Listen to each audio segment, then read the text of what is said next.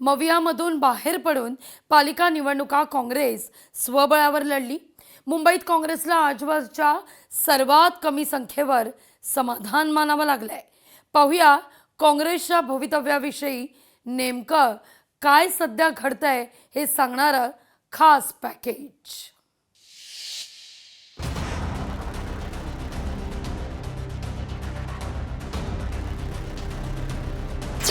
मुंबईत काँग्रेसला मतदारांची साथ नाही। महाविकास आघाडीमधून बाहेर पडून काँग्रेसचा स्वबळावर नारा।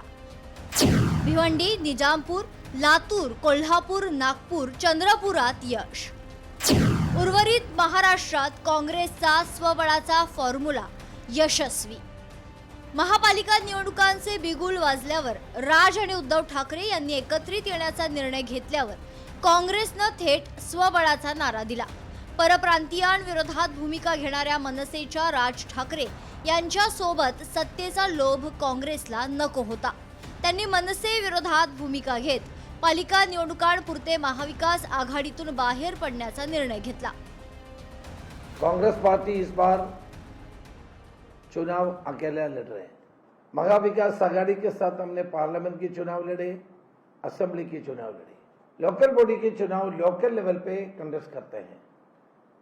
हमारे कार्यकर्ताओं को भावना को लेकर के मुंबई रीजनल कांग्रेस कमेटी ने यह डिसीजन लिया था कि इस चुनाव में हम अकेला लड़ेंगे। महाविकास आघाडीतून बाहेर पडून स्वबळाचा नारा देणाऱ्या काँग्रेसनं काही शहरांमध्ये कुठे स्वबळ तर कुठे वंचित बहुजन आघाडीसह इतर पक्षांबरोबर आघाडी असं धोरण काँग्रेसनं अंगीकारलं होतं।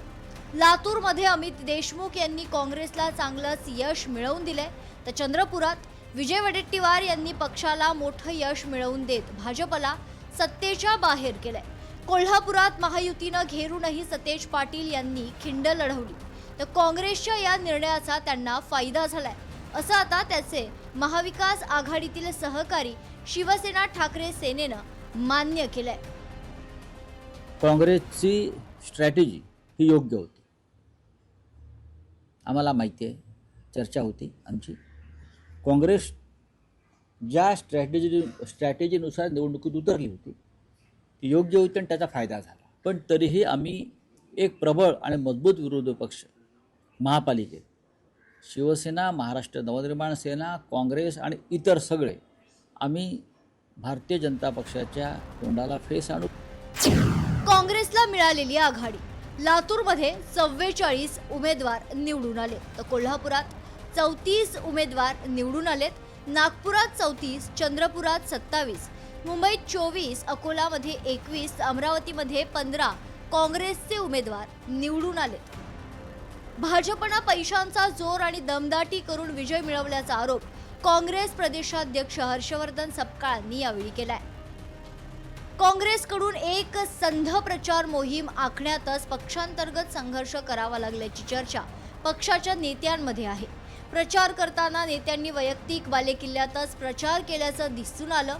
महायुतीचा सामना करण्यासाठी कोणताही चेहरा किंवा वेगळा अजेंडा नसल्यामुळे काँग्रेस पक्षाचा निवडणूक अजेंडा अन्य ठिकाणी पोहोचण्यात अनेक अडचणी निर्माण झाल्या आणि त्याचा परिणाम निकालावर झालाय।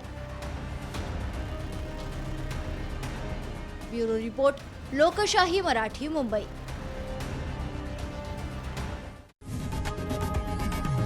लोकशाही मराठी ऐका, पहा, जागरूक रहा।